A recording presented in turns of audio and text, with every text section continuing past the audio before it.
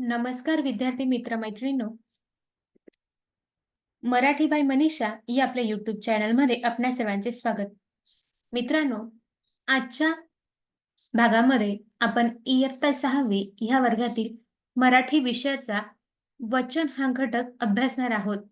मित्रांनो, मराठी व्याकरणामध्ये वचन हा घटक अतिशय महत्त्वाचा आहे आणि ह्या घटकावर परीक्षेमध्ये प्रश्न विचारला जातो. आपल्या इयत्ता 3री ते कॉलेजपर्यंतच्या जेवढ्याही एक्झाम होतात, त्या एक्झाममध्ये वचन हा घटक अभ्यासायला आहे. म्हणजेच ह्या घटकावर प्रश्न विचारले जातात. त्याचबरोबर काही विद्यार्थी कॉम्पिटिटिव्ह एक्झाम देतात सरकारी नोकरीसाठी. तर त्या एक्झाममध्ये देखील वचन हा घटक आहे अभ्यासासाठी आणि ह्या वचन घटकावर देखील प्रश्न विचारले जातात आणि हा घटक अतिशय सोपा आहे. आणि तुम्ही जेव्हा महाविद्यालयीन वर्गामध्ये असतात, त्यावेळेस वचन ह्या घटकावर तुम्हाला 2 किंवा 4 मार्काला प्रश्न विचारला जातो. आणि हे अतिशय सोपं असल्यामुळे तुम्हाला ते हक्काचे 2 मार्क तुम्ही गमवायचे नाही.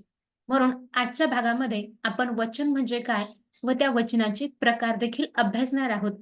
म्हणून हा व्हिडिओ तुम्ही शेवटपर्यंत पहा आणि व्हिडिओ आवडला तर व्हिडिओला नक्की लाईक, शेअर आणि सबस्क्राईब करायला विसरू नका. आणि मित्रांनो, तुमचे जे कोणी मोठे भाऊ-बहीण असतील, तर ते जर कॉम्पिटिटिव्ह एक्झाम देत असतील, तर त्यांना देखील हा व्हिडिओ तुम्ही नक्की शेअर करा. कारण ह्या वचनावर बरेच सारे प्रश्न विचारले जातात आणि हे जर तुम्हाला आलं, तर तुम्हाला तुमच्या परीक्षेमध्ये चांगले मार्क मिळणार आहेत आणि तुमचे रँक पण म्हणजेच मार्क देखील वाढणार आहेत. तर चला पाहूया आता वचन हा घटक. वचन, ज्याला तुम्ही इंग्रजीमध्ये नंबर असं म्हणतात. आता ह्या नंबरची आपण व्याख्या पाहू, ज्याला तुम्ही इंग्रजीमध्ये डेफिनेशन असं म्हणतात. बघा मित्रांनो, कोणत्याही नामावरून त्याने दाखवलेल्या वस्तूंची संख्या 1 आहे किंवा एकापेक्षा अधिक आहे, याचा जेव्हा बोध होतो, तेव्हा त्या नामाचे वचन असे म्हटलं जातं. म्हणजेच नामावरून वस्तू एक आहे की अनेक आहेत याचा बोध होणे यालाच वचन असे म्हणतात. म्हणजे वस्तू एक म्हणजे वन आहे की एकापेक्षा अधिक आहे, मोर दॅन वन म्हणजेच एकापेक्षा अधिक वस्तू आहे. हे जेव्हा आपल्या लक्षात येतं तेव्हा आपण त्याला काय म्हणायचं? वचन असं म्हणायचं. आता इथे बोध हा शब्द आलेला आहे. बोध याचा अर्थ काय? समजणे. आणि तुम्ही म्हणाल मित्रांनो, नाम म्हणजे काय? नामावरून हा उल्लेख आलेला आहे. तर नाम म्हणजे नाउन. आपल्या शब्दांच्या जातीमधला पहिला जो प्रकार आहे तो नाम आहे. तर ह्या नामावरनं वस्तू एक आहे की दोन आहे किंवा एकापेक्षा अधिक आहे, हे कळतं तेव्हा त्याला आपण वचन असे म्हणतो. आता नाम म्हणजे काय थोडक्यात मी सांगते. व्यक्ती, वस्तू, पशु-पक्षी यांना ठेवलेल्या नावास नाम असे म्हणतात आणि ह्या नामावरचा व्हिडिओ देखील मी आपल्या चॅनलवर अपलोड केलेला आहे. तो देखील व्हिडिओ तुम्ही पाहून घ्यायचा म्हणजे तुमच्या लक्षात येईल की नाम म्हणजे नक्की काय. आता ह्याच वचनाचे काही मराठीतले प्रकार पाहूया. बघा, वचनाचे प्रकार. मराठी वचनाचे 2 प्रकार आहेत. त्यामध्ये पहिला आहे एकवचन, ज्याला इंग्रजीमध्ये सिंग्युलर असं म्हणतात आणि दुसरं अनेक वचन, ज्याला इंग्रजीमध्ये प्लुरल असं म्हणतात. आता ह्या दोघही वचनांची आपण काय पाहूया? व्याख्या पाहूया आणि काही उदाहरणं देखील अभ्यासूया. पहिला प्रकार आहे एकवचन. जेव्हा नामावरून एका वस्तूचा बोध होतो, तेव्हा त्या नामाचे एकवचन मानले जाते. आता वस्तू जर एक आहे, हे जेव्हा आपल्या लक्षात येतं, तेव्हा त्याला आपण काय म्हणायचं? एकवचन असं म्हणायचं. उदाहरणार्थ, मुलगा, पुस्तक, पान. एक मुलगा असेल, तर मुलगाच म्हणायचं. पुस्तक जर एक असेल, तर पुस्तक म्हणायचं. पान जर एक असेल, तर एकच पान म्हणायचं. मग ते वहीचं पान असेल किंवा झाडाचं पान असेल. आता अनेक वचन पाहूया. जेव्हा एखाद्या नामावरून अनेक वस्तूचा बोध होतो, तेव्हा त्या नामाचे अनेक वचन मानले जाते.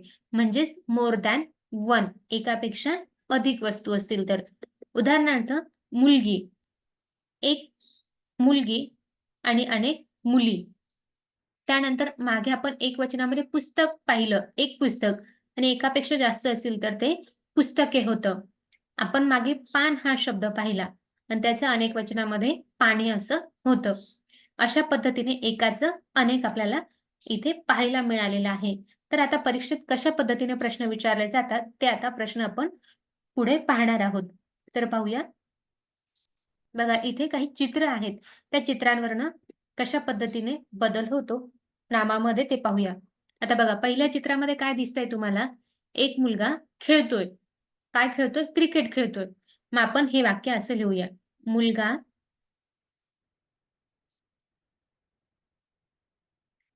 क्रिकेट, किंवा आपण खेळ खेळतो असं जरी म्हटलं तरी चालेल. असं काही नाही, तर खेळाचं नाव लिहायलाच पाहिजे. मुलगा खेळ खेळतो.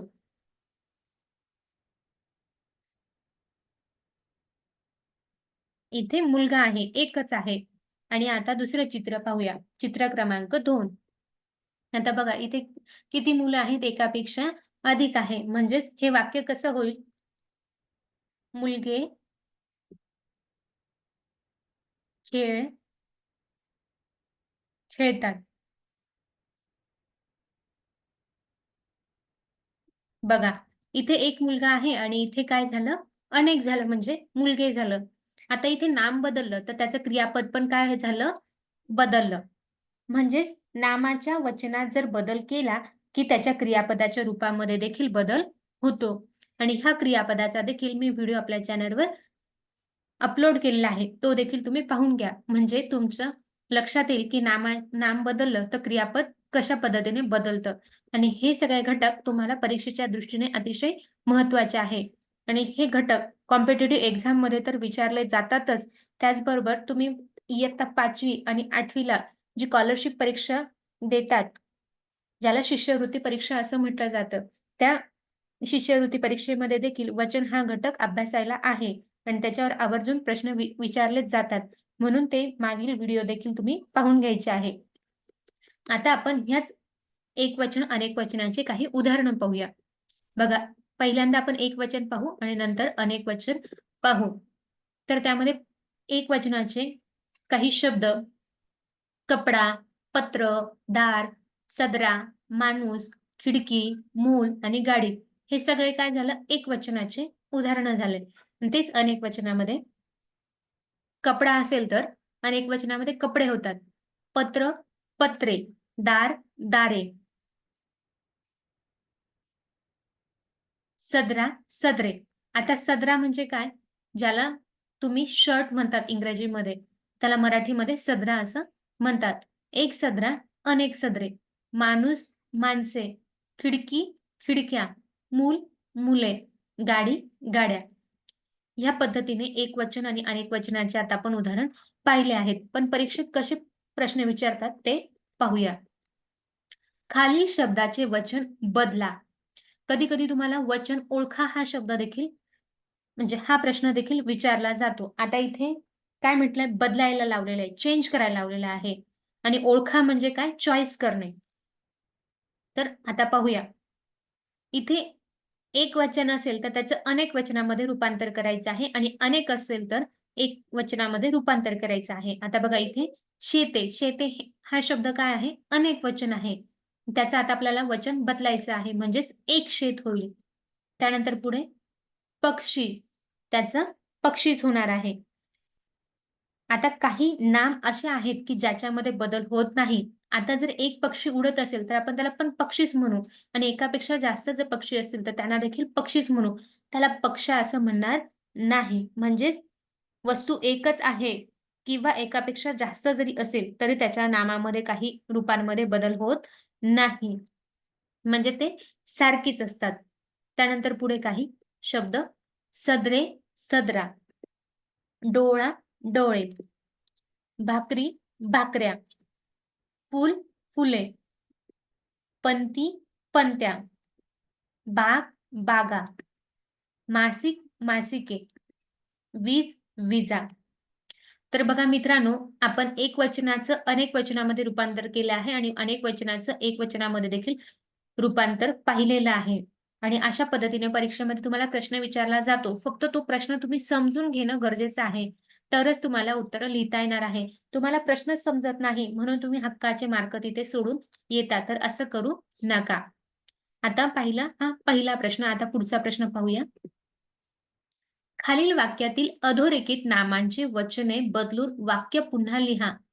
आता कॉम्पिटिटिव्ह एक्झाममध्ये हा प्रश्न तर सगळ्यात जास्त फेमस आहे. तिथे लिहायला नाही लावत. तिथे ऑप्शन असतात. तुम्हाला फक्त काय करून यायचंय? टिक करून यायचंय तिथे. आता इथे अधोरेखित याचा अर्थ काय? अंडरलाईन केलेले वाक्य. पहिलं वाक्य पाहूया. कोल्हे पळून गेले. आता ह्या वाक्यामध्ये कोल्हे ह्या शब्दाला काय केलेलं आहे? अंडरलाईन केलेलं आहे. आता कोल्हे कोणतं वचन झालं? अनेक वचन झालं. आता आपल्याला कशामध्ये बदल करायचा आहे? एक वचनामध्ये बदल करून ते वाक्य लिहायचं आहे. ते आता ह्या पद्धतीने. कोल्हा पळून गेला. आता बघा इथे अनेक कोल्हे आणि इथे एक कोल्हा. आता इथे अनेक वचन कोल्हे होते, तर त्याचं क्रियापद काय झालं? गेले असं होतं. आणि एक कोल्हा होता, तर कोल्हा गेला. कारण तो निघून गेला, पळून गेला. म्हणजेच नामाच्या वचनात बदल केला, की क्रियापदाच्या रूपात देखील काय होतो? बदल होतो. आणि हाच क्रियापदाचा व्हिडिओ पुन्हा परत तुम्ही एकदा पाहून घेणार आहात. पुढचं एक्झाम्पल. परी आकाशात राहते. म्हणजे एक परी असेल तर ती राहते आणि अनेक असतील तर पऱ्या आकाशात राहतात असं होईल. त्यानंतर समई घरात लाव. एक समई आणि अनेक असेल तर समया होईल. समया देवघरात लावा. त्यानंतर पुढे फुलपाखरे आनंदाने उडतात. अनेक आहेत आणि तेच फुलपाखरू आनंदाने उडते. या पद्धतीने वाक्य होईल. त्यानंतर पुढचं. वाडा मोठा आहे आणि वाडा एक आहे तर अनेक वाडे होतात. वाडे मोठे आहेत. या पद्धतीने आपण नामाचे वचन बदलून वाक्य पुन्हा पाहिलेलं आहे.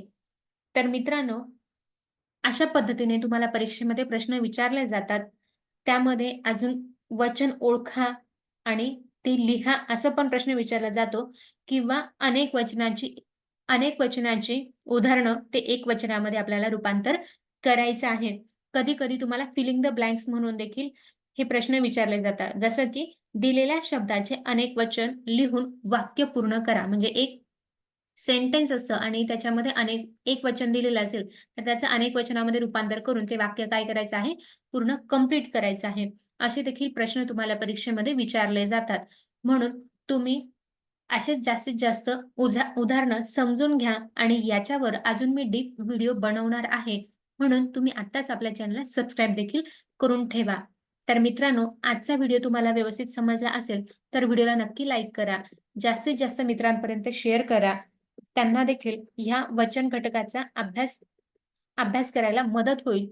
आणि आजचा व्हिडिओ कसा वाटला हे मला नक्की कमेंट करून कळवा. आणि चॅनलला अजूनपर्यंत सबस्क्राईब केलं नसेल, तर चॅनलला सबस्क्राईब करा आणि हे घंटेचं आयकॉन देखील प्रेस करा. जेव्हा मी नवीन व्हिडिओ आपल्या चॅनलवर अपलोड करेल, तेव्हा सगळ्यात आधी तुमच्या मोबाईलवर तुम्हाला त्या व्हिडिओचं नोटिफिकेशन मिळेल. आणि आजचा व्हिडिओ तुम्ही पूर्ण पाहिला त्याबद्दल तुमचे मनापासून धन्यवाद.